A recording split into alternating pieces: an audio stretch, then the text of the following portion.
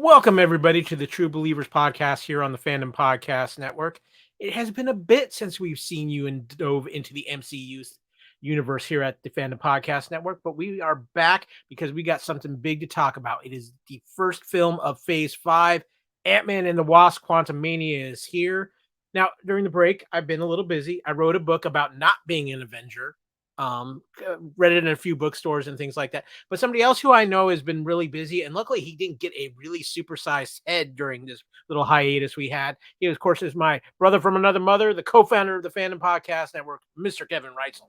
Hey, what's going on? Yeah, the last one that we did for True Believers was covering the Guardians of the Galaxy holiday special, and played a little bit of 6 Degrees of Kevin Bacon. And apparently, I am a couple of degrees away from him if you count my wife being in a movie with Corey Feldman. Yeah, Merry Christmas, Happy New Year, all that good stuff. Kevin, I am glad to see that your head has stayed normal size during this time frame. Yeah, I had to have a little shrinking session, so yeah. However, we can't dive into the quantum universe, just me and Kevin. Oh, no. We have got to bring in some special guests to help us discuss the start of Phase 5 of the MCU. And our first guest is somebody who we've had on True Believers before. He is definitely falls into that category of True Believers. He hosts the Star Wars Stuff podcast, the Marvel Stuff podcast, and he's just an all-around good guy, Mr. David Lozano. Hey, what's up, everyone? Merry Christmas, Happy New Year, Happy President's Day, Valentine's Day, Black History Month. Nice. I feel like I haven't given my proper holiday representation now for this podcast. Good to have you, man. Yeah, good to have you, David. Thank you so much for joining us. I know it was kind of short notice, but thank you. But we have one more guest here. I know he's a big Marvel fan, and of course you hear him right here on the Fandom Podcast Network covering all things Star Wars with the crew of the Drunken Gungan. Of course, we are talking about Derrick Marsh from What a Piece of Junk. Happy New Year 2024. Or wait, is that too far in advance? No. Time works differently here in the quantum realm, so I guess it just depends, right? But yeah, picking up speed, because we've got the big premiere of Mando Season 3.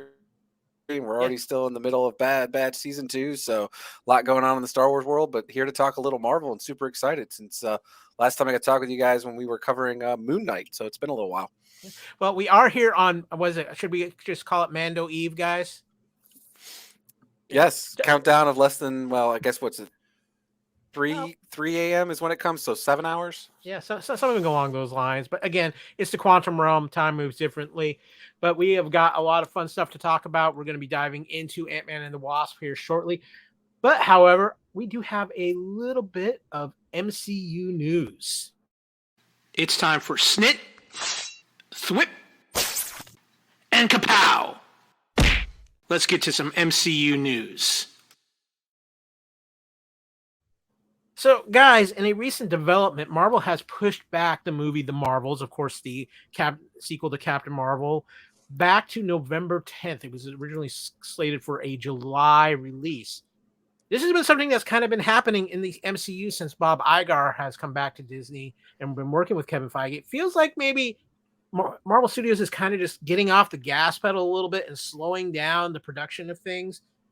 We only have 3 Marvel movies this year, and it looks like possibly 2, maybe 3 shows on Disney Plus, depending on what happens with Echo. So I want to get each of your guys' take real quick about where you like the fact that they're moving this back. So there's something in the second half of the year for our MCU.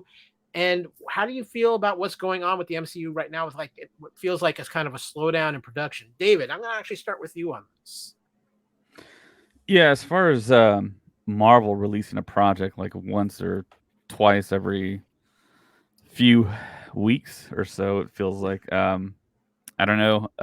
If I were back in the 90s, I would love this stuff. But for me as a podcaster now, and I'm trying to keep up with this stuff, I go to every MCU release, every opening night, every Thursday night. And it feels like it's becoming more and more of a chore to kind of keep up. I don't know. That's just, I guess, my lifestyle, I guess. But yeah, it seems like when Iger came back and replaced Chapek, there was an article or two out describing that he was going to kind of like take the foot off the pedal a little bit with the MCU releases. and maybe push the pedal down for Star Wars, which I totally endorse because I'm a Star Wars guy. But I love the MCU as well. But there's been not the best fan reaction and critical reaction to some of these films that have come out recently. Phase 4, I guess. Technically, I guess if you read all the comments and critique, was probably the worst phase out of all the phases that have been released, and it's I think it's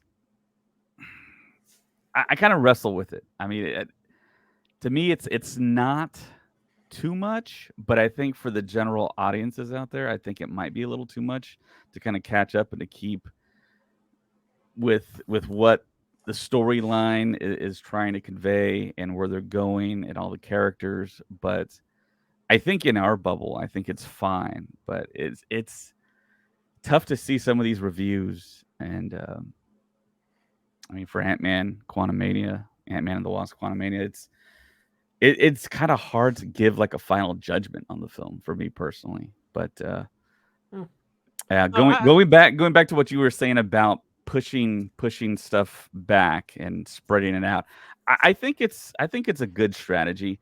I think the question is, was there like kind of more of a rush to push out more content, more shows and more films, or did they actually create the content within a decent amount of time and not have to just rush everything to get it out? I think there's a lot of factors going into this. Kevin, I'm always interested in your perspective because you're not a big comic book reader. So you are going this as strictly, I'm watching MCU stuff. And I know you and I have had conversations a little bit about some possibilities of MCU burnout. So what are you feeling right now with how things are being handled with the MCU products going forward? Okay, Disney, MCU, Star Wars. Big chunk of fat right there is being cut off right now. It's a budgetary thing, I think, as well. But also, I think we got overinflated time or release dates for both Star Wars and Marvel because of the streaming boom that happened, and a lot of thanks to COVID because of that. No one was going to theater. And Disney was also trying to push Disney Plus and get subscribers and everything. And now there's kind of like this a little bit of burnout probably on both sides, to be honest with you, when it comes to the Disney Plus programming and what they're kind of giving us in both Marvel and Star Wars. Marvel, yes, there's definitely a Marvel fatigue that's going on. And I don't know if it's a combination of too much and not enough of what we're used to, not having an Iron Man, not having a Captain America, and just kind of trying to this new phase and new characters and such. And I think there's probably a budgetary thing going on too, because movie theaters are starting to open up again here. And as David alluded to, not a lot of people kind of taking to a lot of the new material that's coming out. It's not a must see for a lot of people. It's like, oh yeah, I heard about that series, but kind of a movie guy, I'll just go to the movies, or I'm a movie person. And as Dave mentioned, some of the movies have been a little hit and miss here. So, and you and I have been very vocal about that. If not, I know I have. So, but yeah, it's a little bit of everything. But I think there's a trimming of the fat that's happening under the Disney umbrella as it is. I think that's a very good point you bring about just to trim across the board what's going on with Disney as a whole. But Derek, how do you look at this? Because it was going to be a little weird. We were lined up for no Marvel movies after July. You had Ant-Man, you have Guardians coming in May in that prime May spot. Then you had the Marvels coming out in July, which was June and July are very stacked movie wise this year. I think there was a little bit of a gap in November, December for the Marvels to be put into. What are you feeling here about this move with the Marvels and just what you're seeing with the MCU as a whole right now? Because it does seem like they're kind of moving a lot of pieces on the board at the moment. So I think there's two things, and I think you guys are kind of hitting a mark a little bit. We've talked about it before too. I think the idea was Marvel or the MCU in itself was trying to establish an entire universe where it wasn't just Marvel movies, right? You're talking complete shift in genres, incorporating the IP of all the Marvel stuff. So you look at what they were trying to do, and I think had they been smart about it and trying to, instead of being their secretive ways that they are, and come out and just said, hey, we're going to have this structure where you're going to have all these different pieces, and for you that like this type of movie or genre of whatever, you can follow this path, and for those that like this, you could follow this path, and then for all of us that are nuts and love everything, or comic book fans and we just want to see how it all eventually connects, then we get to get all encompassing and all that. And I think because they didn't do that, you had a mixture of fans to what Kevin was talking about. And you didn't follow the MCU formula anymore. And that's what I appreciate about Phase 4 was it was a true reset of the universe. And they didn't come out and say that. If they just would have said, hey, we're going to have a lot of movies and shows that come out, they're going to have some role into the upcoming Phase 5 and beyond. But they're kind of level setting everything after Endgame, because you have to think after 5 years of what we were supposed to be with the blip and all this stuff, it should have been more about how is the world dealing with all of a sudden these people coming back, because really, like I said, we skipped 5 years and we didn't see all that. So now we get all these people back, and how does the world of that we're supposed to be in so much involved with or care about, how do they deal with this, right? And I think if they would have approached that and just said, hey, we're going to have all this, and there's going to be all these, small subtle ties, but nothing like this big villain announced that everybody kept expecting and blah, blah, blah, and making all these assumptions, I think they really peeved a lot of people off. And I think the second thing is I think they're realizing Phase 4 for them was a failure. And I think to your point that you guys were talking about with Iger coming back, I think his command is, hey, Kevin, I love you. You've made me a lot of money, but there's a lot of pissed off people at Disney, not just at Marvel, but at Disney. We need to get our fans back. Let's step back, take a deep breath. I know you guys still have this, masterworks going in, everything's going, but let's take it back. Let's decompress. Let's reevaluate what we can do here and try to get the fans back, because there has been so much divide. And I think that's what their approach is going to be now. Let's slow the rolls down. Let's really reevaluate what we're trying to do here rather than flooding the market. Let's see what we can do to make sure we're getting that return on investment, because I think that's been their biggest issue. They're not hitting $1 billion in every film, and they're not making any money on Disney Plus, right? That's at least what we're hearing, right? They're spending more money in production, and they're not getting that back. Now, again, they're getting it back in merchandising and everything else. But, I think that's been the biggest thing of why we're going to see this start to slow down, so they can reevaluate, recompress, get the fans back faith in that Marvel can do no wrong. And it's going to take a little while to do that, but I think that's what their plan is. I think you guys all have great points. I think for me, and I've talked about this, I think when you set the bar so high like it was at the end of Phase 3 with Endgame, there's no way you can maintain that level. And I think with Phase 4, a lot of people just were expecting that level just to stay right up there. And Marvel had to reset a little bit. You've written out all of these characters, and you've got to kind of do a bit of a reset. And I also think too that Marvel did. And I would really like to know the behind the scenes. Was this more from Feige? Was this more from Chapek? Was it a combination of things? Let's just get product out. Let's get it so we can put stuff on Disney Plus, so we have content for Disney Plus because of COVID, because of the streaming boom, everything like that. And I think that's where they suffered a little bit. And I think that some of these projects were probably a little underdeveloped. But I also give Marvel credit for trying to take risks with Phase 4. I think they're making the wise decision to kind of slow it down a little bit. If we get these 3 films this year, I think 4 films at most is the tops of any of these franchises should have in a year. But I'm liking 3 films. I'm liking right now. We're for sure looking at Loki season 2, and we're looking at Secret Invasion coming out this year. And What If? Well, What If's a little different. But for us though, that's still a lot, right? Yeah, and I still think we might see Echo by the end of this year. I think there's still a possibility of that, but I think they've kind of reevaluated the plans. They're slowing down. I know they've been doing a lot of reworking on Thunderbolts. I think they're reworking several other things. I think what you're going to see going forward with Marvel, and I think it's going to be the same thing with Star Wars too, and other Disney projects. You're going to see these boards come out, which listing the projects they're working on, but you're not going to see any more release dates. You're just going to see, this is what we're working on. Maybe we did like the first three things on the list have release dates. Everything else is going to be floating out there. Kevin, you had something you wanted to add? Yeah, I was looking up at Wikipedia and some other stuff, and I was trying to put together a list of what's upcoming. And as you mentioned, there's a lot of to be determined and TBDs out there. And for the films for this year, of course, we got Guardians, we've got Marvel through 2023, and then 2024 we got Captain America, New World Order, Thunderbolts, and Blade. And this is kind of in the order of when they'll be released. Captain America is looking around May of 2024, Thunderbolts July, Blade September 6th is what they're saying now. Television series this year, we got Secret Invasion, but it's early 2023. What If TBD, Ironheart TBD, and Echo TBD. Also, possibly Agatha Coven of Chaos TBA, late 2023 or early 2024. Daredevil Born Again 2024. And of course, and you forgot to mention Loki season 2 as well. Yeah, sorry, that was there. Yes.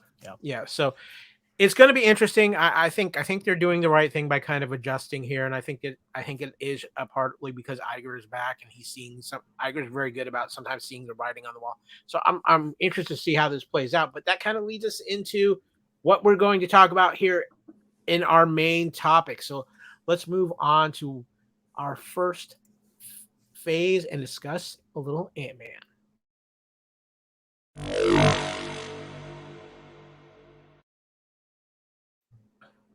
So, yeah, we are here to talk about Ant-Man and the Wasp: Quantumania.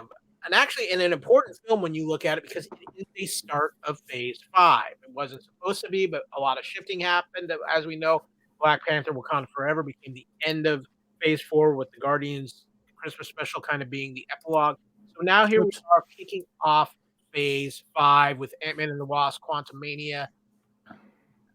A very interesting film, and we're going to discuss a lot of that here. But before we do anything, Kevin, would you care to drop us into Phase 1 and give us a plot description of this film? Of course. Looking forward to this here. Yeah. All right. Okay. During her days of entrapment in the quantum realm, Janet Van Dyne encounters Kang, an exiled traveler who claims that they can both escape the quantum realm if she can help him rebuild his multiverse power core. After they manage to repair it, Janet sees a vision of Kang conquering and destroying entire timelines. Kang reveals he was exiled by his own variants out of fear, which drives Janet to turn on him. Outmatched, Janet uses her PIM particles to enlarge the power core and render it unusable. In present day, after the Battle of Earth, Scott Lang has become a successful author and has been living happily with his girlfriend, Hope Van Dyne. Scott's now teenage daughter Cassie has become a political activist, resulting in her spending some time in jail before being bailed out by her father, whom she has become estranged from since he started focusing more on his celebrity than his duties as Ant-Man. While visiting Hope's parents, Hank Pym and Janet, Cassie revealed that she's been working on a device that can make contact with the quantum realm. Upon learning of this, Janet panics and forcefully shuts off the device, but the message is received, resulting in a portal that opens up and pulls the five of them into the quantum realm. Scott and Cassie are found by natives who are rebelling against their ruler, while Hope, Janet, and Hank explore a sprawling city to get answers. Hope, Janet, and Hank meet with Lord Krylar, a former ally of Janet, who reveals that things have changed since she left. And now he is working for Kang, who is now the quantum realm's ruler. The three are forced to flee and steal Krylar's ship.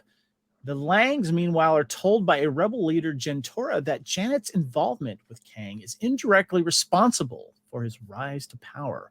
The rebels soon become under attack by Kang forces led by MODOK, who is revealed to be Darren Cross, having survived his apparent death at Scott's hands. The Langs are taken to Kang, who demands that Scott help get his power core back, or else he will kill Cassie. Scott is taken to the core's location and shrinks down. He is nearly drowned in a sea of variants of himself, but Hope arrives and helps him acquire the power core. However, Kang reneges on the deal and capturing Janet and destroying her ship with Hank on it. After being rescued by his aunts, who are also pulled into the quantum realm, rapidly evolved and become hyper intelligent, Hank helps Scott and Hope as they make their way to Kang. Cassie rescues Jintora, and they commence on an uprising against Kang and his army. During the fight, Cassie convinces Cross to not be an asshole, turn sides and fight Kang, though he sacrifices his life in the process. Janet fixes the power core as she, Hank, Hope, and Cassie jump through the portal home, but Kang attacks Scott, nearly beating him to submission. Hope returns and together with Scott destroy the power core and knock Kang into it, causing him to be pulled into oblivion. Cassie reopens a portal on her end for Scott and Hope to return home. As Scott happily resumes his life, he begins to rethink if he was told about Kang's death being part of something terrible happening. Brushes it off. The end. Oh, and we got a couple of post-credit scenes here. In the mid-credit scene, numerous variants of Kang are concerned by Earth's 616's increasing interest in the multiverse and plan their uprising. In a post-credit scene, Loki and Mobius M. Mobius locate another Kang variant named Victor Timely on Earth in the 1920s. So we have now officially kicked off Phase 5. We have established Kang is going to be a major part of and major villain. Obviously, we know Avengers Kang Dynasty is coming. I got to ask you guys, what were your first thoughts on Ant-Man and the Wasp Quantumania? Derek, I'm going to let you kick this off. So I thought it was a really good movie. I enjoyed. I felt it was sticking to Ant-Man and the universe that he has within the whole MCU, right? So you got all the players with Hope and Hank and all of them, and then obviously you're getting the introduction of Cassie Lang, which is, eventually they'll call her Stature and she'll move forward. But this is kind of her first real taste of being part of the MCU, since all we really got at Endgame, right, was just obviously portrayed by a different actress. But overall, to me, this really wasn't an Ant-Man movie. It was the Kang origin story. And that's what I really liked about this movie. But I also felt that it did a really good job with giving everyone a little bit of their own screen time. I felt it did a pretty good job balancing. Didn't feel like anyone, was there and underused or too much of anything. It's like, I always relate it back to the Spider-Man 3 syndrome of movies when they just feel like they just have too much. I felt it was just at the right amount. Not to say that, with all the other sidebar characters they introduced and all that can get crazy sometimes. But overall, I really liked the movie. And like I said, I thought it was a great way of kicking off Phase 5. But like I said, it really isn't Ant-Man Quantumania. It is Kang, the origin story. David, what about you? What were your first thoughts coming out of Ant-Man? Well, before I think going to watch it, I think in 2019 we got the title reveal of Quantumania. When I heard that title, I was like, that's a really cool title. And it felt like we were going to get a grand Ant-Man film and something, I think, really, really substantial and larger than just a traditional Ant-Man film or Ant-Man and the Wasp film.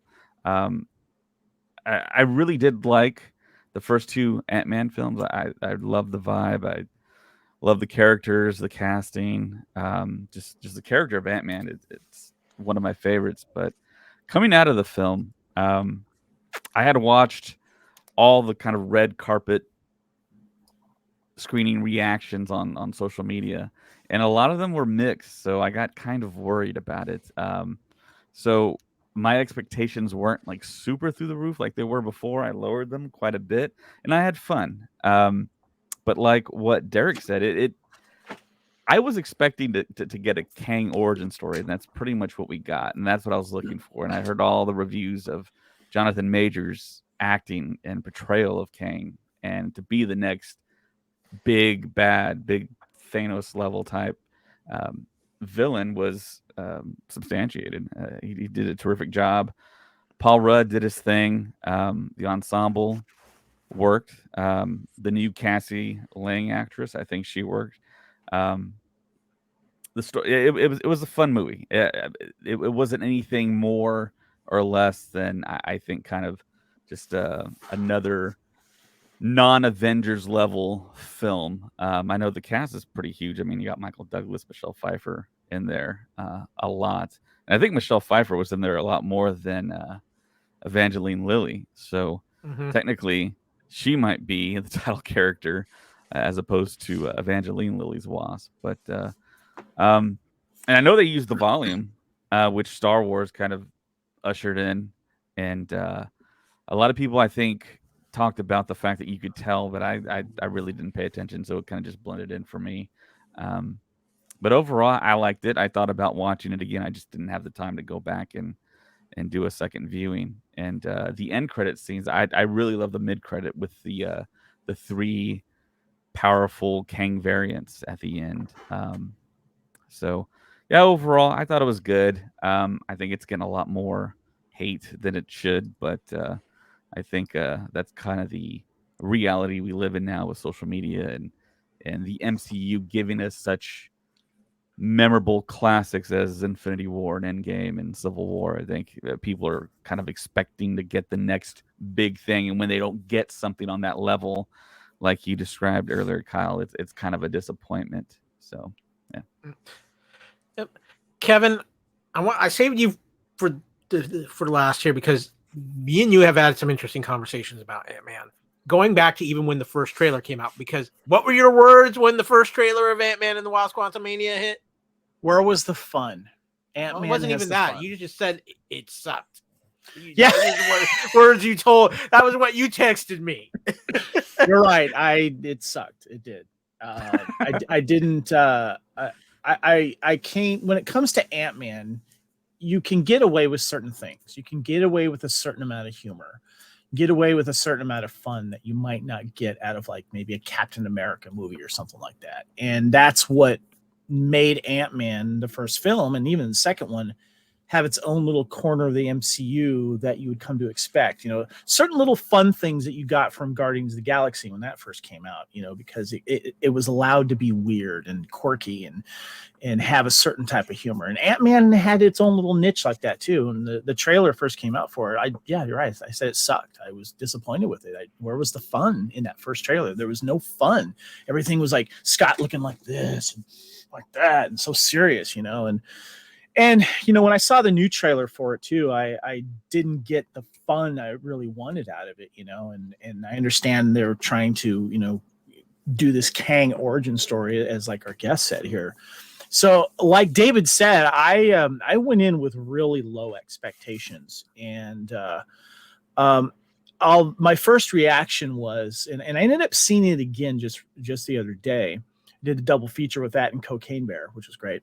But my first time seeing it, I had a lot of questions. It was fun, but it because I had low expectations, I think I was able to enjoy it more than where I think during phase 1, 2, and 3, we were really spoiled with a lot of, you know, really good, you know, oh wow moments. And, you know, I made sure I saw it opening weekend. You know, to keep my streak going. But I had a few issues with it. And, but enough to where I had a lot of questions first. And not being the comic guy, I wanted to go back and see it and see if I can appreciate it a little bit more, or maybe look at some things that I might have missed and stuff like that. And I did appreciate it a little bit more after my second, visit with it, but it's got a couple of glaring things that I have issues with it, and I'll get into that a little bit later. But you know, some people that should have had more screen time or some more moments and stuff, it didn't happen for me. So anyway, when I saw this film, I was going in with a little bit of an understanding this was going to be different than the first 2 Ant-Man movies. They were going for more of a science fiction story here, and I really think they nailed that part. I came out of this film feeling like it was like an old Flash Gordon episode or something like that. It kind of had that campy 60s science fiction kind of feel to it, something you would have read in some of those old Stan Lee, Jack Kirby comics, something along that. The strangeness of the world of the quantum realm, playing up on more of the science fiction angles. And obviously we knew Kang was going to be a big part of this film and establishing things with Kang. I think the cast was great across the board. Paul Rudd has got the Ant-Man character down. I think that the effects were beautifully well done. I really couldn't notice when they were in the volume and where they weren't in the volume per se. They never. Sometimes I know some people have complaints like, "Oh, it's really noticeable at times," and I never really felt that with this film. And then maybe it's just as the volume technology continues to improve, they're getting away from that. Jonathan Majors was a tour de force in this film. I'm going to talk about him more a little bit when we talk about the cast, but I thought he was phenomenal as Kang. He played Kang cool and ruthless and not like this over maniacal type of villain. And I think he really hit it perfectly for this version of Kang that we saw. I also think too that for kicking off Phase 5, I came out of this film going, you know what? This is going to be one of those Marvel movies that when we go back after several more movies have come out and look at the entire story and the connective tissue, a lot of people, this movie's going to get raised up on the importance scale. And Marvel's very good about doing this, about making movies that people might be like, I'm not so sure about. And all of a sudden they find a way to make it even more important. I think this film is going to do that. I had fun. I enjoyed myself. I don't know if I call it the best of the Ant-Man films, but I think for what it was and what I knew coming into it, it met my expectations and I had a good time. And that's what all I ask of any film. If I can come out saying I had a good time and I enjoyed it, it's great. Is it a top addition to the MCU? No, but it is a fun addition to the MCU. And I think a major building block piece for what's coming forward in the MCU. So with that's kind of where I fall on that. However, we do have some critical responses and reviews for Ant-Man and the Wasp: Quantumania. Rotten Tomatoes reported an approval rating of 48% with an average rating of 5.6 out of 10 based on 319 reviews. The site's critics' consensus reads, Ant-Man and the Wasp: Quantumania mostly lacks the spark of fun that elevated earlier adventures, but Jonathan Majors' Kang is a thrilling villain poised to alter the course of the MCU. On Metacritic, the film has a weighted average score of 48 out of 100 based on 61 critics, indicating mixed or average reviews. Audiences polled by CinemaScore gave the film an average grade of B on an A+ to F scale, and those polled by PostTrack reported 75% of the audience members gave the film a positive score, with 60% saying they would definitely recommend it. Owen Gilberman from Variety was critical of the film, calling it at once fun and numbing and stating, if this is what Phase 5 looks like, God save us from Phases 6, 7, and 8.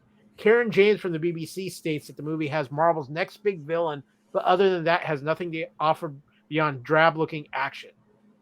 Wendy Ide from The Guardian called Major's performance the film's magnetic core, but said that the overall film was baffling and illogical. James Barandelli found the film the most ambitious of the Ant-Man series, but criticized its screenplay and felt that the ending was confusing. I want to add this one in. Liam Goggin from Collider praised Michelle Pfeiffer's performance, liking her character and on-screen presence to her portrayal of Catwoman in Batman Returns, while Manohla Dargis from the New York Times referred to her as one of the truer stars of the show. Richard Roper of the Chicago Sun-Times rated the film 3 out of 4 stars. He called it a mid-tier MCU film with decent enough battle sequences and some nifty visuals. Kevin, I know you like reading some of these critical responses and these things. Anything out there stand out to you in any of their thoughts? I agree with a lot of the stuff of the critics have said regarding some of the more like the drab-looking action to certain parts. I saw that, but I did like Michelle Pfeiffer's.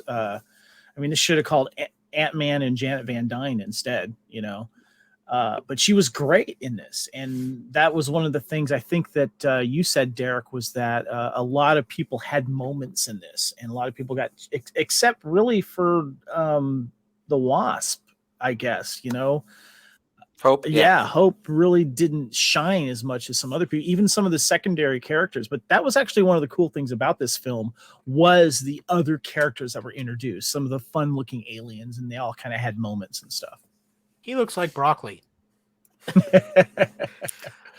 I want Eric, holes. what about you? Yeah, what about you? Do you agree with what the critics are saying here? No, because if you look at most of the MC and what critics are rating and then what the audience scores it, it's usually a 10% variant, right? Which is pretty understandable. But this is complete opposite. You're talking almost double the score from the audience to the critics. So I'm going to call the critics I've lost their mind when it comes to this right now. I don't know if they're, Marvel burnout, or if the last couple of Marvel movies have left a bad taste in their mouth. If you think about that, there was a lot of between Eternals, Doctor Strange 2, even Love and Thunder from Thor 4. It's just, there's a lot of stuff that, even though I appreciate it again, because to me it was something different, it didn't follow the MCU formula. This one actually, out of all the movies outside of, the phenomenal Spider-Man 3 that we got No Way Home, this was actually the most, to me, formulaic Marvel movie since anything from Phase 3 on, in my opinion. So again, I don't understand what the critics are going for here. I mean, anyone, and again, I understand, I come from a different background because I'm a comic book fan. I've read a lot of this stuff. I understand what, my vision of how things should be in a comic book world, universe, I should say, not just the, movie, but a universe. I like it, right? And I thought, again, this was not about Ant-Man, it's about Kang.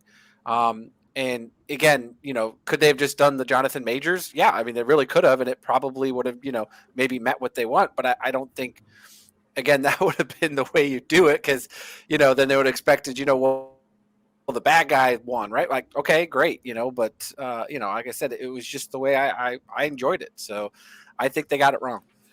What about you, David? Are you agreeing with? Are you finding yourself falling in line with the critics, or do you feel a little differently than what they do? Like I said, I liked it. It wasn't the greatest MCU edition, but I think it's kind of maybe in the middle of the pack, or maybe a little below the middle. But as far as what the critics' response was, I think it was kind of expected in a way for a film like this. I had a lot of fun. I like the MCU. I like comic book movies, so I thought I was gonna like it no matter what. But when people go in expecting something so high end every single time, as far as like story and just it's incredibly hard to make a movie, and then it's almost impossible to make a great movie. I mean, I kind of go in there with that understanding every single time I go in there, and to have this many MCU films. This was the 31st, I think, MCU film, and which ties into Baskin Robbins with the 31 flavors. I don't know. Easter egg. Yeah. So it's expected to what the critics kind of responded to it, and it didn't really make me change my mind to go see the film. But it did, like I said, it did lower my expectations, but I still enjoyed it. I see these MCU films as serials, as continuations of the bigger story. So it's like I watch these more like I watch a TV episode of a big series or show. So. Well, I want to talk about the box office real quick, because there's something very interesting going on with the box office for Ant-Man and the Wasp: Quantumania. It had a very solid opening weekend. It grossed 120.4 million in the United States and Canada, and 156.3 million in other territories, for a worldwide total of $276.7 million. That's a very good opening weekend. It was actually projected over the President's Day weekend to make about 120 million, so it hit the number right there. What's interesting, though, is that it's had one of the biggest drops of a superhero film in its second week at 70%. In comparison, Ant-Man and the Wasp fell 62%, while the original Ant-Man only declined 56%. It is actually the biggest, as far as Marvel movies, the biggest drop in the second week. Thor: Love and Thunder dropped by 68%. Doctor Strange: Multiverse of Madness dropped by 67%, and Wakanda Forever dropped by 63%. It even had a bigger drop than Batman vs. Superman: Dawn of Justice, which actually dropped 69% in its second week. This drop, I think, is also very much reflected, especially with Disney properties, where I think you have the diehards who are going to see it opening weekend, but you have a lot of people now, because stuff comes to Disney Plus fairly quickly, unless it's named Avatar. But I think there's a lot of people who you're going to have your diehards go see it opening weekend. You're going to have big box office numbers there. But I think unless it's something very special, it's not. We need to get starting used to these bigger drops in the second week, because a lot of people are going to, if they don't see it opening weekend, they're probably just going to say, I'm just going to wait till it hits Disney Plus or streaming. It's not going to be that long.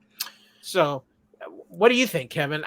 We're in such a weird time right now when it comes to the movie theaters. Word of mouth too. I had a couple people at work waiting on me to tell them what to think and whether or not they would go see it in the theater or not.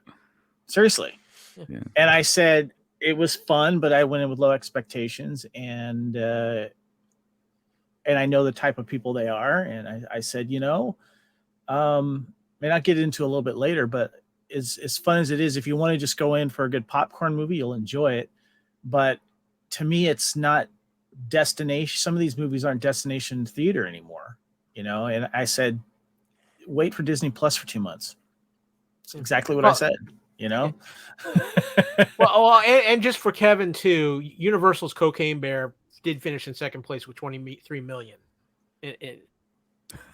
Yeah, and totally blame the bear. I highly recommend Cocaine Bear. It was a lot of fun.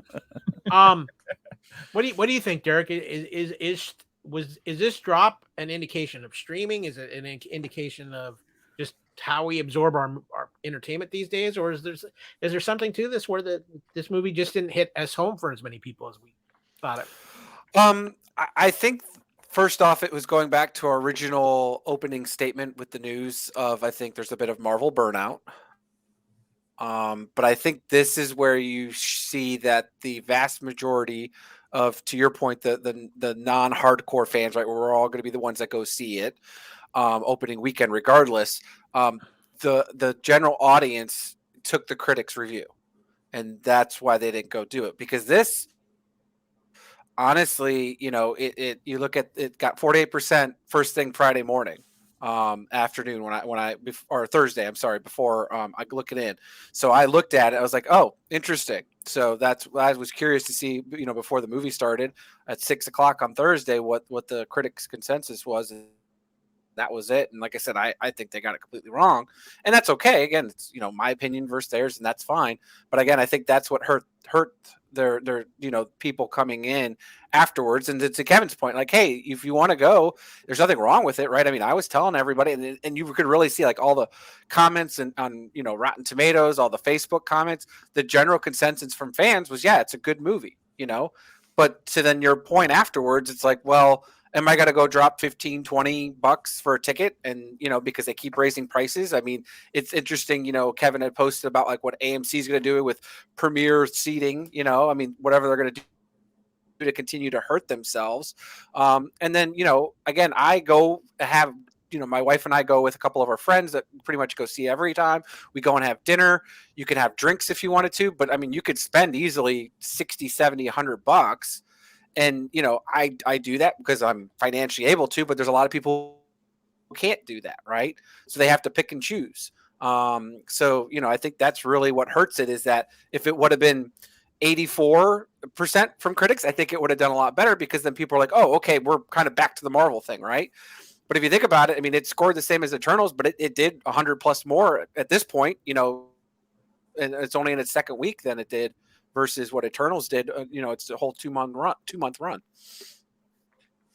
Yeah, it's an interesting thing. David, what about you? Is this a changing in viewing habits? Is this some MCU burnout, or is it a combination of things, or is it just that maybe Ant-Man isn't appealing to everybody like other Marvel films have?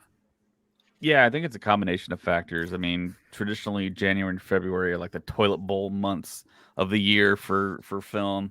But I mean, Ant-Man also is not like the big franchise within the MCU. For me, it is, because I love Ant-Man. But you hear people talk about even in the MCU films and Infinity War, they kind of degraded Ant-Man in a way. That scene where they're at with Smart Hulk and Black Widow and Captain America. He's like, "Hey, I'm Ant-Man," and like the kids didn't know him, and it's like, that was kind of a slight towards Ant-Man. I didn't like that. Well, they do in the movie too. Thank you, Spider-Man. Yeah, exactly. So, and I'm doing it right now, I guess. But yeah, I mean, combination of factors. I mean, I like that Derek touched upon the part with the financial aspect. I mean, it costs so much money to go to the movies. Luckily, I'm also in a position where I don't really even think about it. But when I see the receipts for like the tickets and the food, and it's like, oh my gosh, it's a lot of money. So yeah, there's that as well. And then what Kevin alluded to with the release on home video, on streaming, on Disney Plus, I mean, it's going to be there like in 2 months. So that's like no time to wait at all. I remember growing up in the 90s, it was like you would hear people say, I'm going to wait till it hits video. It's like, you're going to wait a year or two? It's like, wow, that's a long time. But now it's like 2 months. It's going to be there. Like, you're going to blink and it's going to be there. So spending all that money or just waiting for the film to drop on your subscription to Disney Plus that you pay $10 a month for, I mean, it's kind of a no-brainer, along with the critics' scores, and it's Ant-Man. You know, it's not Spider-Man, it's not Captain America, it's not Iron Man. You know, it's not one of the top tier. It's not the new X-Men that I think we're all like waiting for. Fantastic Four. It's none of that. It's none of the new stuff that we're all kind of just hoping to get sooner than later. So yeah. You know, Kyle, I just want to jump in here because I think that one of the things too is that I represent a portion of the fan base that they're catering to that hasn't read the comics. And I think that this phase 4 has been part of the reason that the people that are invested in the MCU but just go to see the movies. And then there's the other ones that go see the movies and watch the Disney Plus series. And then of course there's the one where you guys know the comics, Disney Plus, and then the movies. And I think that that's starting to kind of, these fans are kind of starting to fracture their attention a little bit that aren't into the comics, thus in more of an investment for them to go see the movies because they want to see what they're bringing from the comics and how things are going to be different. And it's funny too, when I used to rate movies when I was like in the 90s, when home video was the thing, I would say, go buy it or wait to rent it or wait till it comes out on a pay channel, or if it's really bad, wait for the late night television, something like that. And I've always kind of changed the way I rate stuff, and as you know, Kyle, on the Fandom Podcast Network and with my physical media, I love physical media, and I will, judge stuff on rewatchability. And I remember when, I'm a completist when it comes to certain things, and it comes to Star Wars movies and stuff, and when it comes to Marvel movies, the MCU. And The Eternals was the first movie that I didn't buy when it first came out on Blu-ray. I waited till the 4K was on sale for $9.99 at Target, and I picked it up. And then same thing for Doctor Strange in the Multiverse. Not a fan of that film. Certain moments I like about it. When that came out, I waited till it got cheap and got it for 4K for $9.99. Ant-Man, it comes out. Obviously, I'll probably watch it maybe when it hits Disney Plus, but I'm going to wait probably till it gets a little cheaper, not when it first releases. And you and I had a discussion about Black Panther 2, Wakanda Forever, when it hit Disney Plus. I don't know if it was recency biased, but I didn't watch it. I still haven't watched it all the way through yet. It's out on video right now. I haven't bought it. And this is a guy who collects all of them. That's how I'm judging stuff now. Anyway, back to you. I think it's interesting to see, and it's going to be continuing just to see how we consume our media and how we feel about that. But I want to get into the cast, guys, because obviously we have the returning Paul Rudd, Evangeline Lilly, Michael Douglas, Michelle Pfeiffer. Of course, Jonathan Majors is Kang. Catherine Newton taking over the role of Cassie Lang. We've also got Bill Murray making a cameo. There's a very glaring omission to this cast, and Kevin, bear with me. I'm going to get to you and let you have the floor, but I do want to talk about the cast that we know was in this film.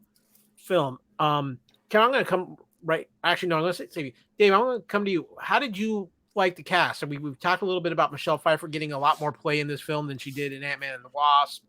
Paul Rudd's always solid. What were your feelings on the cast in this film? Thought the cast was good. The casting of Jonathan Majors was excellent. I think the MCU really set themselves up for the next big bad in Kang, and hopefully we see him again more and more. But yeah, Michelle Pfeiffer was great. Paul Rudd did his thing. I think the cast was solid. Catherine Newton did surprise me. She was a little bit better than I was kind of expecting. There's that story out there. I don't know if you guys have heard that the previous actress that played Cassie Lang found out that she was recast via, I think, like a social media post or something, that Catherine Newton got the job. They didn't even tell her that she wasn't returning as Cassie Lang. So that seemed kind of messed up. But overall, I mean, I thought the cast was pretty good. It was interesting to see that Katie O'Brien was cast in there. I had no idea. She plays an officer in The Mandalorian, and Bill Murray's cameo was not that great. It was maybe one of the worst. It's like, why bring in Bill Murray for that? You could have brought in Bill Murray for something a whole lot more substantial. But yeah, that was a little weird. But overall, it was good. I think the casting was done pretty much to what was that character's name? The guy on the right. He did a pretty good job. William Jackson Harper was the actor. Yeah, I think he was in something else that I think that fans were commenting on, that he was kind of underutilized because his acting, his talents are pretty good. But I don't know. I don't know if he's going to show up again, but I thought he was pretty good. What about you, Derek? What did you think of the cast? Obviously, I mean, you have a phenomenal cast. I think if you look at what we have in regards to it being Ant-Man 3, you know, you had an established character base, you know, besides, you know, Paul Rudd as Ant-Man getting a little bit of time to shine in Endgame. You know, but outside of that, it's all been pretty much contained to the now 3 movies. And I think that's great, right? Again, it's its own little universe within this larger universe. And that's okay, right? There doesn't have to be every character that shows up in every MC movie, you know, has to make a final appearance at the end. Even though we got a little bit of that within Endgame at the end, but again, it was just all within the fight scene, right? So that was a great way of incorporating it. And obviously, you know, we'll have that eventually when we have another huge, you know, glorious universe fight at phase 6 or 7, right, to bring everything together. So but the cast is obviously phenomenal. Again, my earlier comments where I felt like everybody got a good piece of the pie. I know what upsets Kevin, and that's his point, right? There's some good characters that they left out, but I'm okay with that because, again, I think it was just at the right amount. I mean, it was just over 2-hour movie length. I think if you would have had to add in the other ones, it would have made it a little bit longer. It could have diluted the story more. Obviously, I think the flip was you don't get them in order to get more the Cassie Lang character. I'm not saying they couldn't have fit into this story, right? But when you're talking about what they were doing here within the quantum realm, it would have been really hard for me to justify why they were legitimately there. And again, I'm not saying they couldn't have wrote something to incorporate them, whether it was at the beginning or the end. I think, you know, putting them right at the end after they're back would have been, you know, a quick nod. But overall, like I said, I thought, you know, the cast was great. The only thing that, like I said, that was a little awkward was when they brought back Darian. You got the picture up there right now. Kevin, you know, that's the only thing I think that had the biggest gripe was just the visualization of it. I get that they were trying to be meta, or they were trying to play on the fact that, you know, we're never going to get the look of MODOK correct, so we're just going to make it look as cheesy and bad as possible. But, you know, because when they had the mask down, you know, with the thing, he looked really menacing and really, you know, the traditional MODOK. So I don't know, right? But that would be the only thing that I would say that every time I popped it, you'd get a chuckle, but that took me out of the element. But that would be the only gripe that I really had with the movie. But yeah, the cast wise, but him as MODOK made sense. I thought it was great the way they flipped it in. The cast is always solid when you have those 4 premier actors like that. They're always solid. I agree with what David said about Catherine Newton. I think she was a lot better in this film than I anticipated. The Bill Murray cameo was a thing. I think he kind of did it too because him and Paul Rudd hit it off real well when they were doing Ghostbusters Afterlife, and so I think that was kind of where that goes.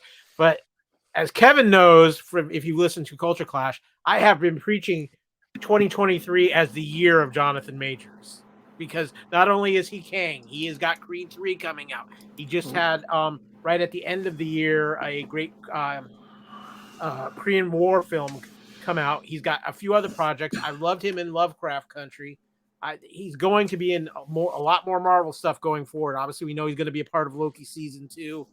I think he's an absolutely phenomenal up and coming actor, and how he portrayed Kang, as I said earlier, he didn't play him as this maniacal, over the top villain, which you could easily play the Conqueror version of Kang as.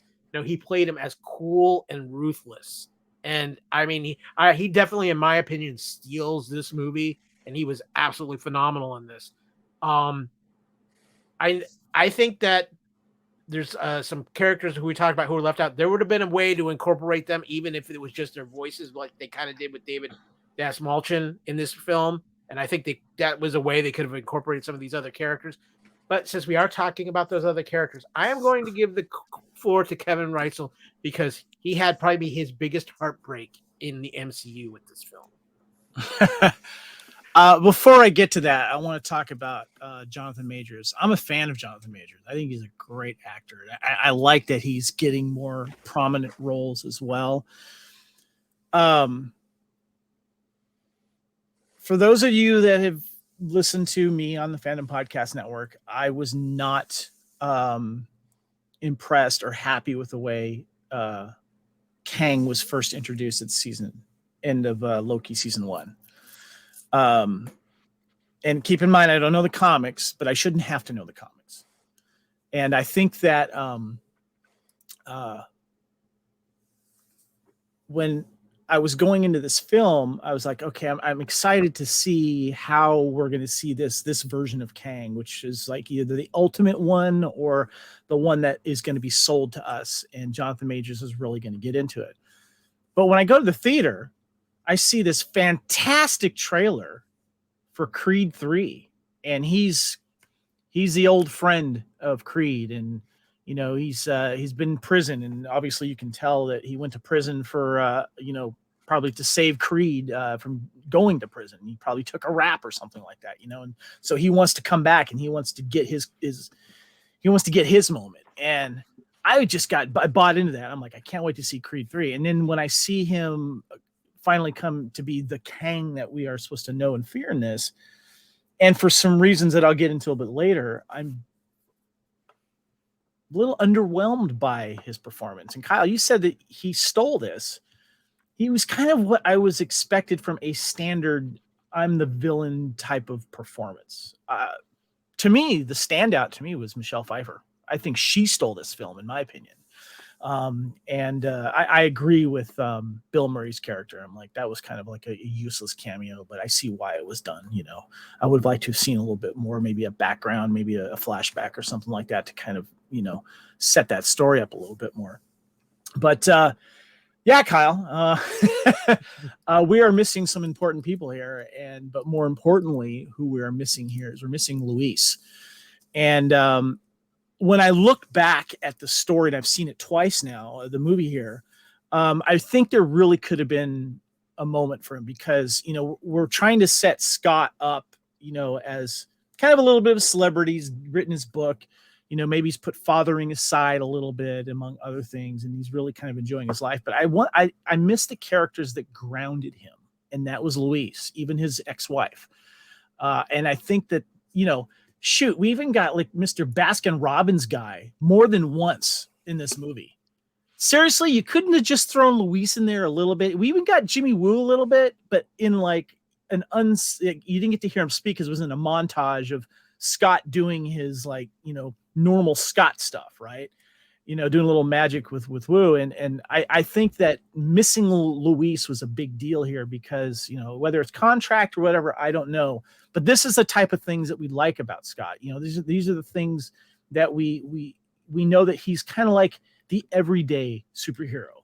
He's the little man, literally.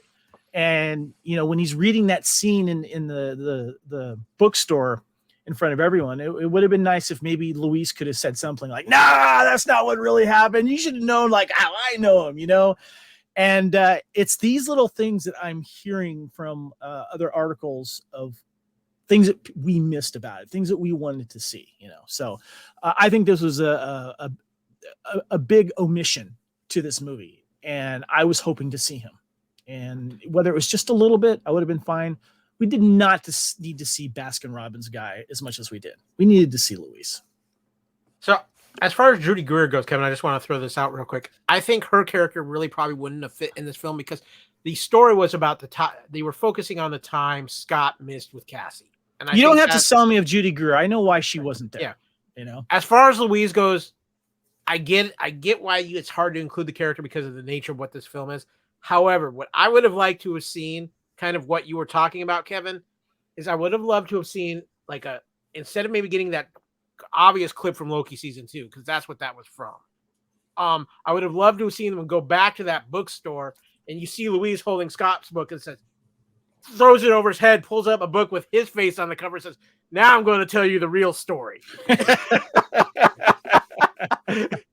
I think even just having a little moment like that would have been great to have Louise appear in the film. There was a way to do it. I also think they could have used Louise and had him voice a character had Michael Pena voice a character in the quantum realm that maybe even acted a little bit like Louise and had a little fun with that. But there were ways around it. Louise is Iron Man's Happy, if you think about it. Yeah. You know. Yeah, no. I just, you know. Yeah, I would definitely say that. But we are gonna take a quick break and recharge our pin particles here. And when we come back, we're gonna get into a little trivia, a little bit of MCU ties, and give our final thoughts on Ant-Man and the Wasp: Quantumania. But first, here's what's happening on the Fandom Podcast Network.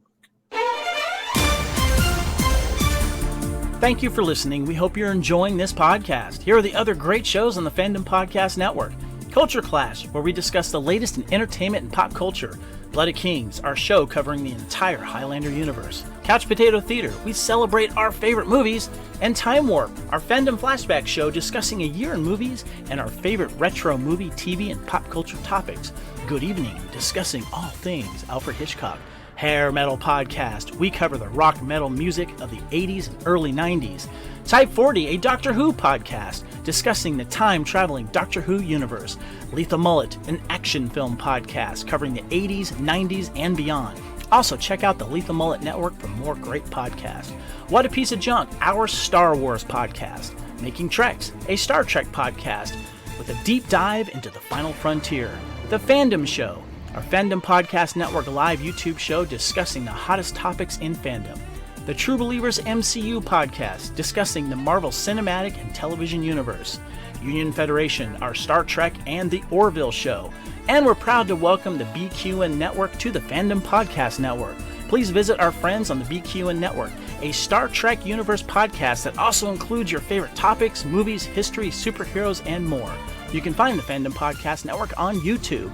The Fandom Podcast Network is also on all major podcast platforms. The Fandom Podcast Network audio master feed is on Podbean at fpnet.podbean.com. You can find the Fandom Podcast Network on Facebook, Twitter, and Instagram.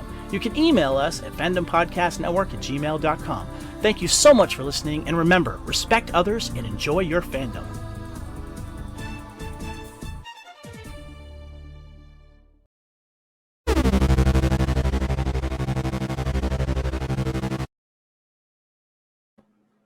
Okay, welcome back to True Believers. Hopefully you're enjoying the other great shows on the Fandom Podcast Network as we strive to make podcasts to feed your ears. Now, Mr. Reitzel, it is time to dive into Phase 2, which is some trivia. And I got to say, my friend, you dove through the quantum realm, through a few other realms in that possibly digging up some trivia facts about Ant-Man and the Wasp: Quantumania. So you want to throw a little trivia at us? Sure. We've actually touched on a little bit more, right? But yeah, this is the first Ant-Man movie not co-written by Paul Rudd. And of course, as we mentioned, does not include Judy Greer, Sam Bussett, Paxton, T.I., Dave, Michael Pena, Luis, and David Dalmalchilin, who plays Kurt. But we do get Randall Park as Jimmy Woo in a brief little cameo there.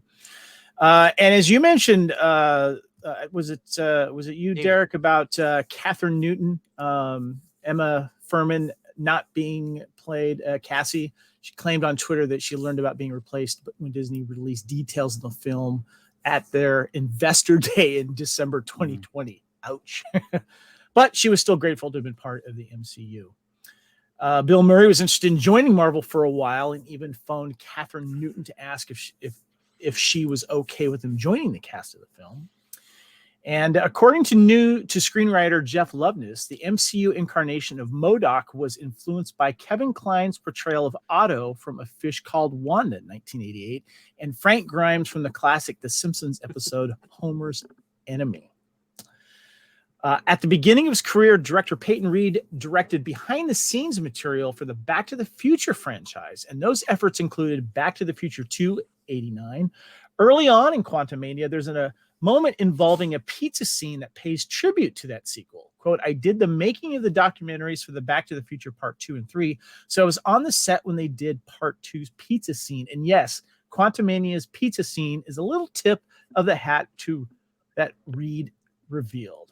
Remember, he saved $8. Scott's Ant-Man suit has been altered to include the classic chest pattern from the comics. Did you guys notice this? Because I did not notice this. Yeah, no, I did notice it. David, you're shaking your head. You noticed Yeah, it? I noticed like the circular thing on his chest. I was like, okay, well, kind of Iron Man-esque, but yeah. The second trilogy at MCU to have the same director for all three films, following the Spider-Man films, directed by John Watts. Kang's facial scars resemble the markings on his mask from the comics. His face shield also makes his face appear blue. Can you guys clarify that a little bit more of what those markings might mean, Kyle? It's not so much meaning as it's scars. And if you look at the original versions of Kang with that blue mask, he's got these lines down his face that and you never could really tell in the comics. They never really said was that on his face or just part of the suit. Here in the movie, they made it obviously scars on his face from probably many of the battles he's been in. And then when he drops the blue mask, they actually stand out more because of it. Gotcha. Okay. MODOK's helmet visually evokes his comic book appearance, primarily with his wide, toothy sneer and glowing eyes of doom.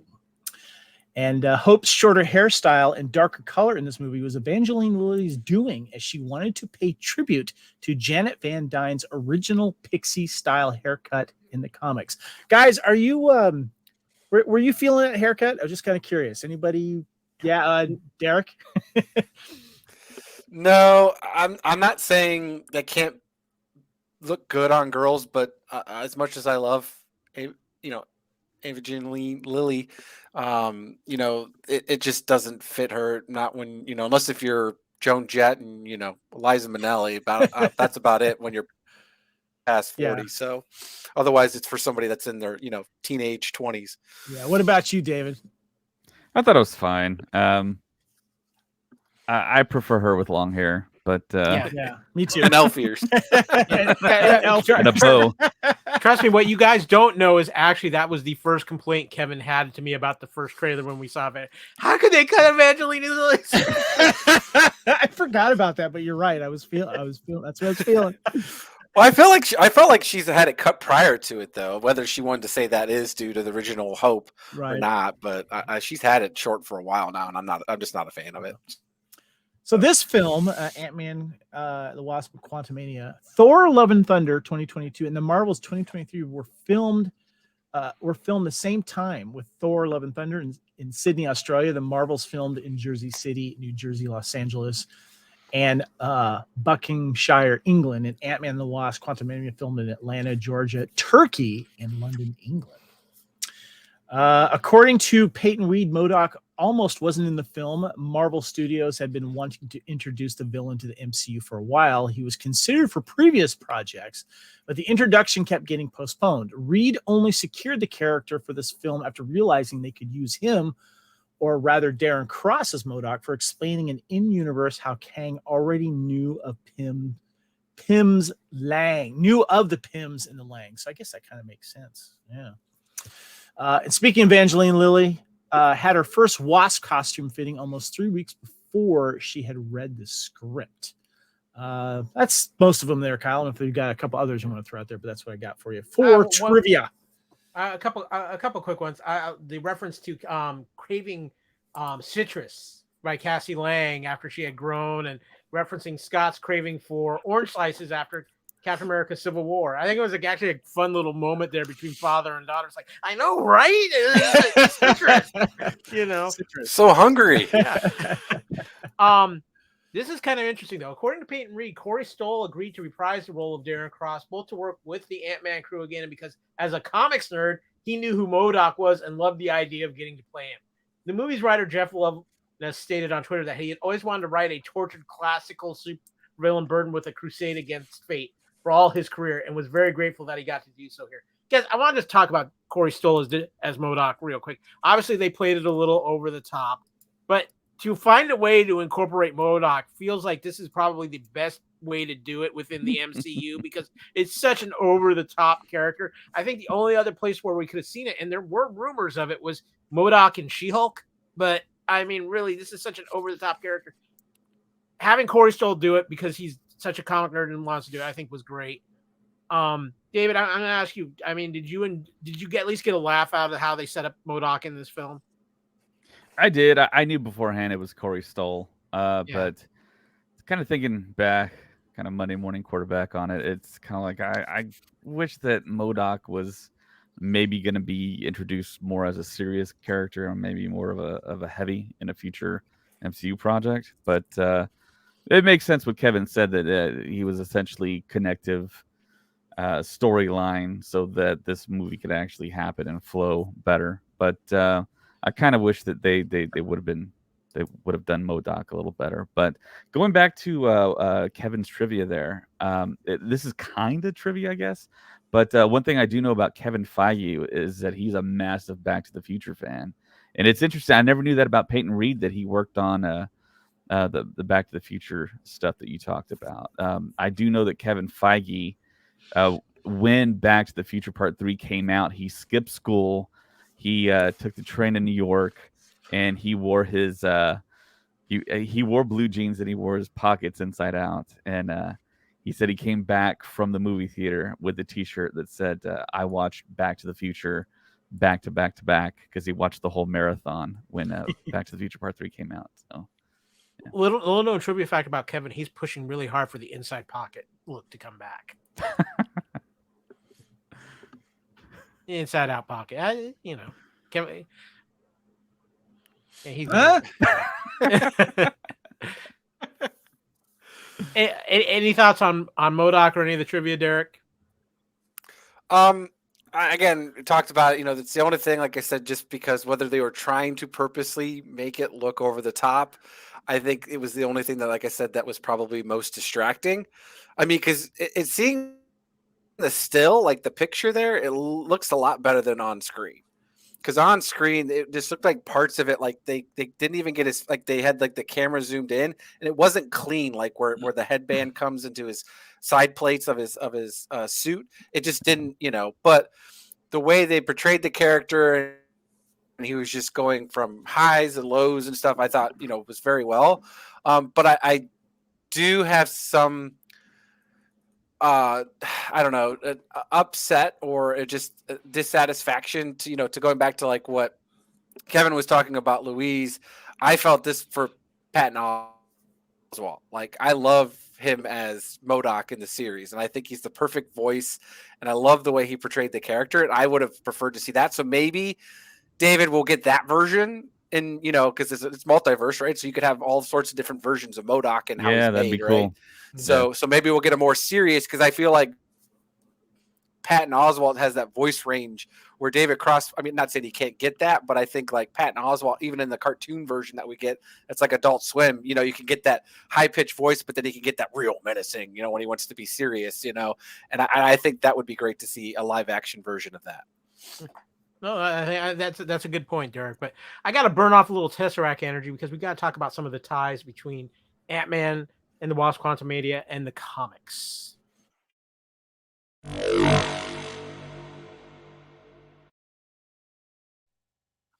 So, guys, you can correct me if I'm wrong here. Obviously, there was a lot of little fun things with some of the alien races and things like that, but there wasn't ties per se, except for Kang. And I think what we really see it is that mid-credit sequence where we see two very important versions of Kang, Immortus, Ramatut, and the Scarlet Centurion.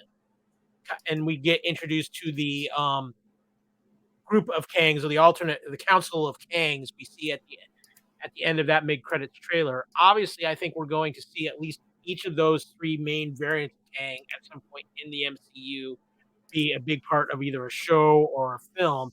And obviously, we get the reveal of the Councils of Kang, and I think this is not surprising to a lot of big things that happened in the Kang Dynasty story and things that have happened in Fantastic Four and some other things with Kang, who's kind of one of the more complex villains of the MCU.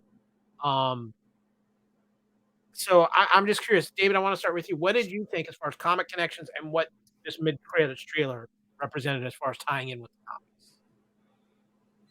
I think they did a decent job.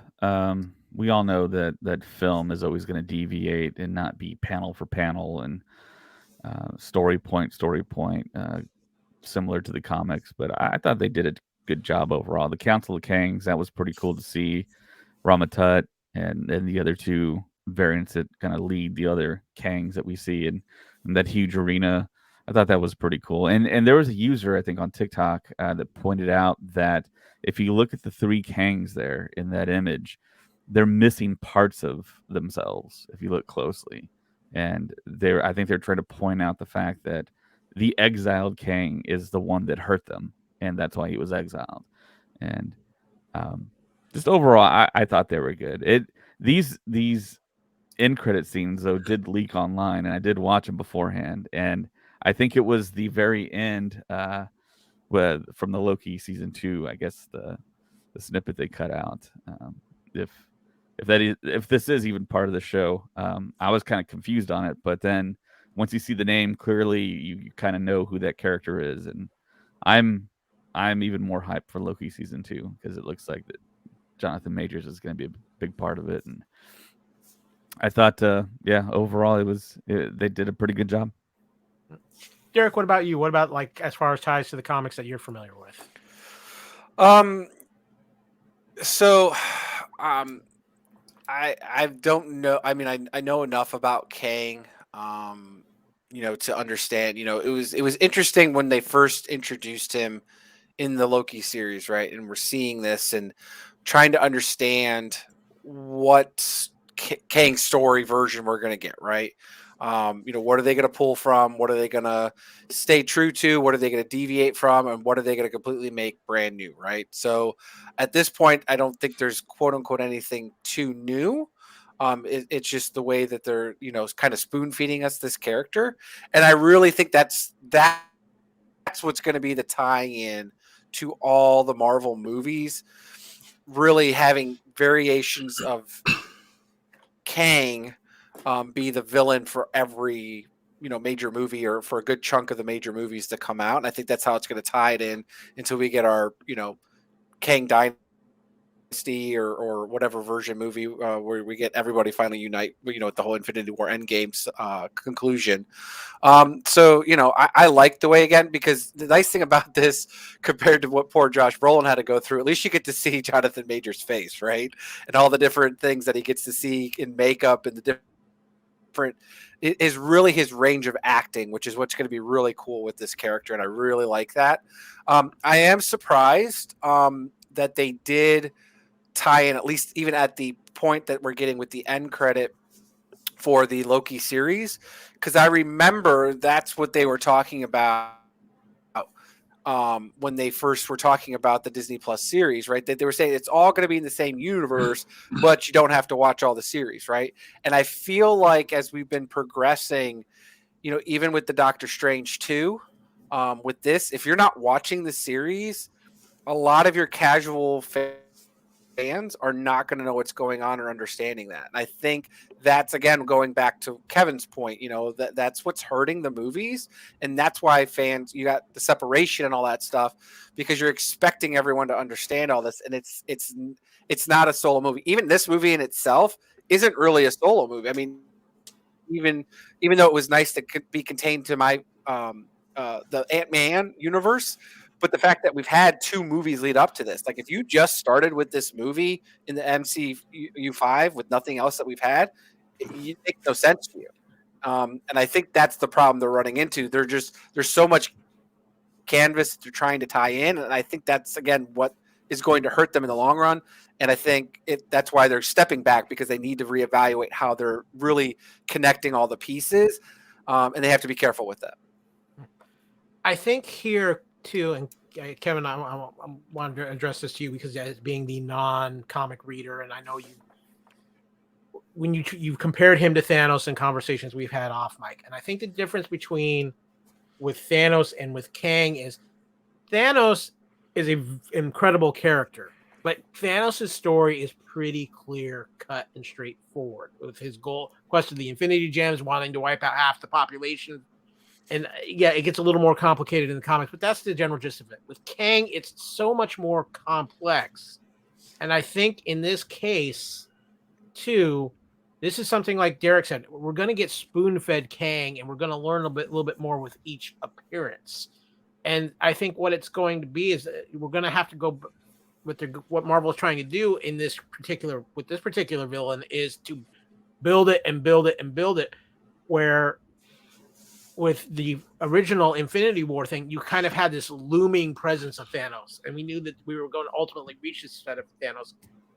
We know that Kang is already a threat. It's just a matter of building the threat within the MCU, and it's a different approach because you are talking multiverse. You're talking about multiple versions of Kang, so they've got to build it a little differently because it's really a group threat and not really a single person threat, even though it's all just variants of the same person.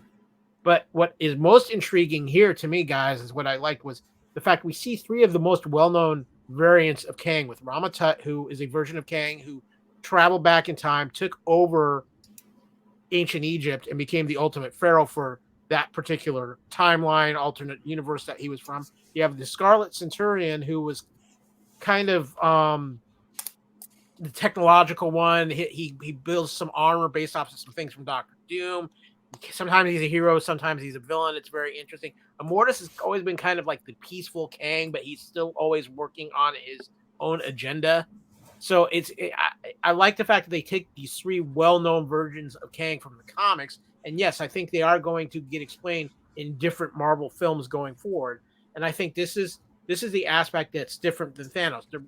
Thanos you can explain in one film or in moments. Kang, it's going to take time to build this, and because it is so complicated and complex, and Marvel has created this because of their decision to explore the multiverse, to have also what I think with the Kang Dynasty being a stepping stone to yet a bigger thing, which is going to be Secret Wars when we eventually get to that. So this is a little different, where everything with the Infinity Saga led up to Thanos and the Infinity Saga. I think the Kang Dynasty, while important, is still leading to a bigger step. And I think Galactus. it's Secret Wars. I mean, they've already made that very clear. But I think it's a lot for people. I think what people who don't read the comics are just going to have to say, I'm going to have to go along for the ride. I can shed some light on that, Kyle. Yeah. Can I jump in? Yeah, absolutely. Okay. All right. I'm going to address the end of Loki first of all. I was not impressed, and nor did I care at all or like how Kang or a version of Kang was introduced in that. Then he gets his head chopped off, or he gets killed by what's her name? Sylvie, right? And he acted like he was a 14-year-old spoiled boy. And that didn't set a good impression on me from someone not knowing anything about the Kang stuff. And so coming into this, I was kind of curious where they're going to go with it. And I'm also paying attention to, when I say this, of course, I mean Ant-Man and the Wasp Quantumania. I'm paying attention to, okay, so this is the main big Kang bad here, because he's in the film for the majority of the time. And I'm paying attention to a couple different things here, trying to understand, first of all, is this the real Kang or is it not? Now, especially since he's talking about how he got banished. Okay, wait a minute. Now I know there's more than one Kang, so the other Kangs banished him, okay? Then he dies at the end of this film. So the villain of Kang that for us non-comic readers, we're now like, okay, now you just killed that Kang. Now you just killed this Kang. Did he really die? Hold on. Let me get through here. I know he's going to come back possibly whatever. Maybe he's going to become a good Kang and help them out because of what happened. But the problem I'm having with the Kang in Ant-Man and the Wasp and Quantumania is he keeps mentioning, I was banished. I'm going to get back and I'm going to be angry for what they've done to me. They did this to me and I'm angry because I'm banished and blah, blah, blah.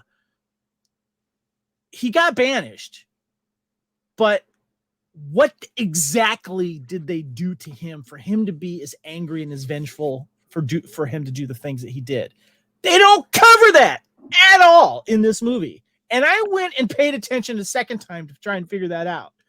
And so I'm trying to care for this villain. I'm trying to understand his motives.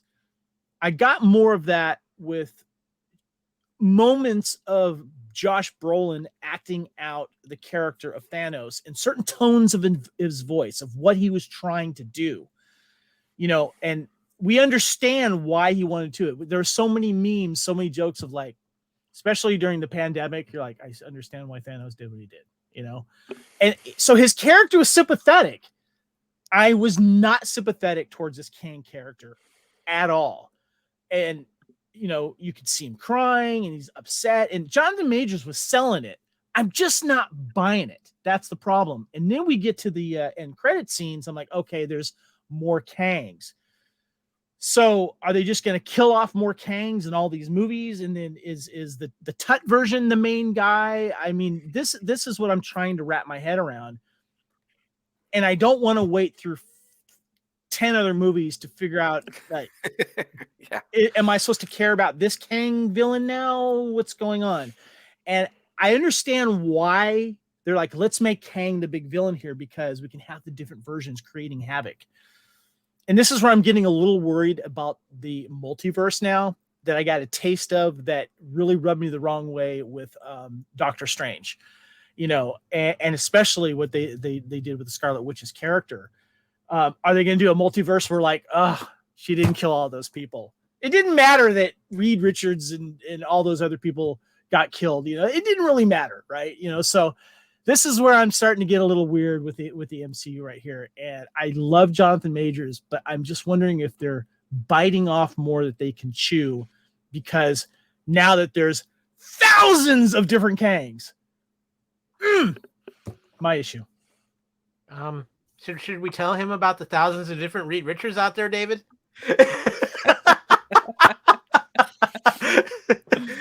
But that's the point Kevin's bringing, though. Yeah. It's for the casual fan that, and even for there's a lot of comic book fans that just didn't care for that series or events the way they do, right? That's how we complain about it every time that, every 10, 15 years is a great reset in comics, right? And we got to go buy everything else again or start reading. It's like, okay. So I totally agree with Kevin that you have to give them something to care about. And I can appreciate that, right? Me, I'm in it to win it, right? I'm just in it for the long haul. I'll suck it up. I may not like some of it. I may enjoy all of it. There may be a big payoff, but at the end of the day, to Kevin's point, it may just be us hardcore fans that show up and nobody else. Unlike Endgame and Infinity War, you got everybody talking about it, right? I mean, it was a cultural phenomenon.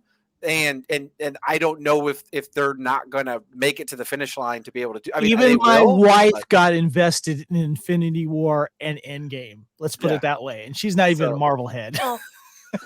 again, though. To your point. The point there, though, is too. You still had three whole phases of films that built to that and created these superstars with Evans and Hemsworth and brought Robert Downey Jr. back and really got invested in these characters. I think that's kind of the thing here. Phase 5, we're just starting this trip. We are just starting. Correct. And that's why I said Phase 4 is a failure for them, because they pissed off a lot of people and just saying, instead of coming out and saying, we're resetting everything, everyone, you have to understand what's going on here. You had this huge event after 5 years of people not being in the universe and all of a sudden coming back. And that's the entire galaxy. It's not just Earth, right? I mean, that was the entire universe, right? And you got all this stuff. We have to level set. and people need to understand that they don't, right? They're just thinking to what you mentioned earlier. It's just one big hit after another, and it's all this same thing. They're not getting that. They're not comic book fans. They don't understand that this is what happens in comics, right? So again, you have to tell your audience what your big picture is. You don't have to give all your secrets, but just letting them know, hey, we're gonna test the waters with some stuff. We're gonna do some things, or they can come out now and say, you know what, Phase 4, we rubbed the people the wrong way. Hey guys, we're this is why we're resetting with Phase 5. We're gonna take it slower. We're going to make sure our story really fits the needs of not just the comic book fans, but the MCU fans and the casual fans. That's what they need to do. David, do you have any thoughts on this? Kevin is insane. Kevin is insane. There you go. Yeah, I kind of disagree with Kevin and Derek on that. I don't think it's too complicated. I don't think it's too. I don't think it's kind of rebooting. I think the audience is kind of on track with what they're doing, and I thought it was fairly kind of obvious that the exiled Kang is Kang the Conqueror, and he's coming back. I mean they didn't spell it out for us, but I feel like that's the primary Kang, and Ramatut and everyone else is just kind of the ancillary multiverse Kangs that aren't really going to matter in the end. But overall, I don't think the MCU really did a full reset. I just think that they had to kind of usher in the new kind of storyline, and unfortunately, they didn't have Kang in Phase 4, so there was no buildup. But we don't know what they're going to do with Kang Dynasty and Secret Wars and everything leading up to, I guess, the event level Avengers films. But I don't know. There's other issues I think that people have with these new films in Phase 4 and probably in Phase 5 with how Marvel has gone about doing these new films and kind of continuing on the MCU. So I don't think I didn't see that big of an issue, but there was a big difference there. But going back to what I think Kevin or Kyle pointed out, that after Endgame, I mean, there's going to be a drop off, and I was expecting a drop off. And it's a miraculous thing what the MCU has did up to the point of Endgame is just unprecedented, and most of those films were good to great, and now I guess we're seeing a little bit of fatigue in a way, burnout. I guess people have said on the podcast tonight, but it's just so hard to make good films consistently, time after time, and these characters that are going to have their own standalone films that they're going to push more and more. We got the Marvels coming out later this year. I'm really interested to see how that does, but of course it has the female team aspect, which we haven't gotten yet, and that might have the whole kind of social ramification that it's going to make like $2 billion, because people want to kind of support that type of film. But yeah, those are my thoughts on it. I think it's an interesting time for the MCU. I think they are adjusting as they go. When they started it with Iron Man, they had no idea. But Iron Man could have flopped, and now they have expectations. The show wouldn't exist. Yeah, that's true. So, but I think it's interesting. I'm curious to see how they play out. I think with fans like you, Kevin, who are not so much with the knowledge of comic books, I think the MCU is asking something of people that I don't know if they have the ability to do anymore, and that's play the long game with storytelling. And so I think this is going to be a very interesting experiment to see what happens here.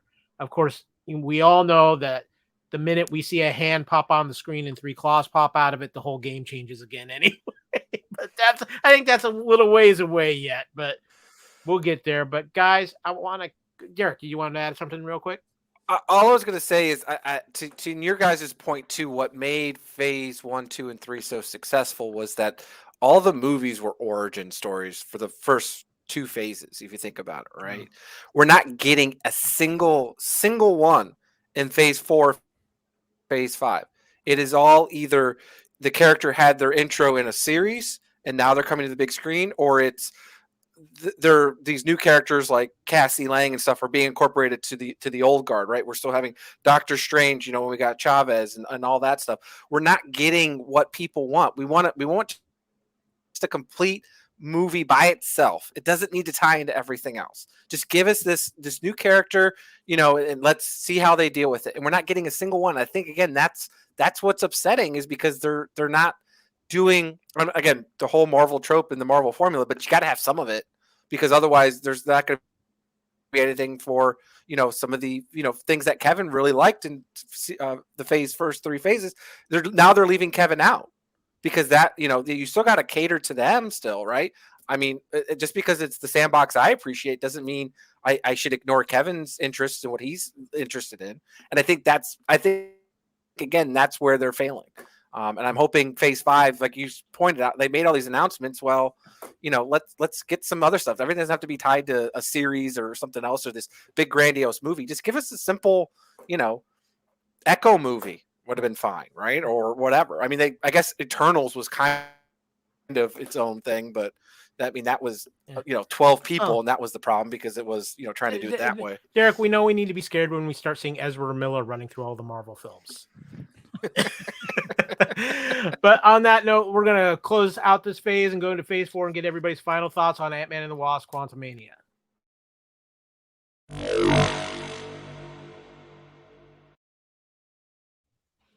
First of all, a big thank you to our panel of podcasters tonight. It's been a lot of fun talking about a lot of different things with the MCU, especially since we are kicking off what is really the next big major phase of the MCU with phase 5. And it's going to be an interesting ride to see what happens. I think we got a lot of major announcements coming later this year. We're going to have a lot of stuff to cover in True Believers. But guys, I just want to give you guys each moment to kind of give your final thoughts on Ant-Man and the Wasp: Quantumania, and anything else that we might not have covered in this podcast, and we covered a lot. Derek, thank you for joining us. What are your final thoughts on Ant-Man and the Wasp: Quantumania? I was going to say, I think everyone that's been listening, if you've been sticking with us for the past hour and a half, knows how I feel. Like I said, it's a fun movie. I think it's great. Again, where they're laying the groundwork and what I'm seeing is, like I said, every movie is going to be tied to some version of Kang. And this was his true origin story. To Kevin's point, we got a little taste of it in the Loki series, and it was, maybe not the right approach, but at least here I felt like, okay, we've got a little bit more. Yeah, to Kevin's point, right? They didn't give us why he was banished and why we should feel for him, like we did with Thanos. At least relate a little bit, where you can see, well, I'm not saying I agree with it, but I can at least kind of understand his logic. But I think that's what we're going to get over the next 10 movies, is a little bit of Kang, and why he's going into this version and that version, and why we're eventually going to get some big payoff, hopefully. But yeah, overall, again, I like the movie, and again, I thought it was a great origin story of Kang. David, thank you so much for joining us. It's always a pleasure to have you on. We don't get to do this near enough, but what were your final thoughts on Ant-Man and the Wasp: Quantumania? Yeah, sure, Kyle. Thanks for having me. It's a fun movie, like I said at the very beginning. If you want to keep your streak alive like Kevin, go check it out. I definitely recommend it to watch it in maybe IMAX, the biggest theater you can. It is a spectacle, very, very colorful film. And I would say go watch it. If you're an MCU fan, you definitely want to continue with the story and kind of be caught up with everything. The post credits, it boggles my mind still to see people get up right as the film ends. Oh, and I know, they right? show the graphics for the credits before the mid credit, and just see people leave. And it's like, I know you haven't seen this movie before because I'm here opening day, and they just leave, and it's so kind of puzzling. And it's like the 31st film, guys. It's the 31st film. They do this for every film. Where are you going? I know you haven't seen, or maybe they did. Maybe they saw the leak online. I don't know. But I saw it, but I still stuck around to see it in full def. And go. I say go check it out still if you haven't. If you're on the edge. Mr. Reitzel, would you care to give us your Louise final thoughts?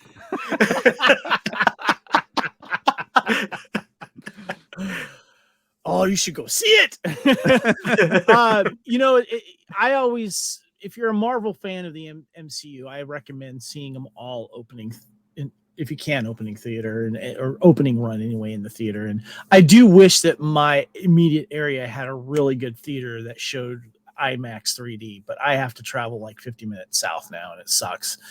I miss living in the Atlanta area for that reason only. And I wish I actually could have seen this movie in 3D because of the effects alone. I'm sure it was pretty amazing. I wish I could have done that. But,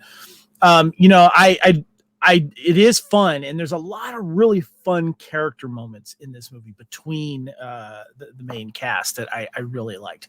The woman, the warrior woman, I'm forgetting her name right now.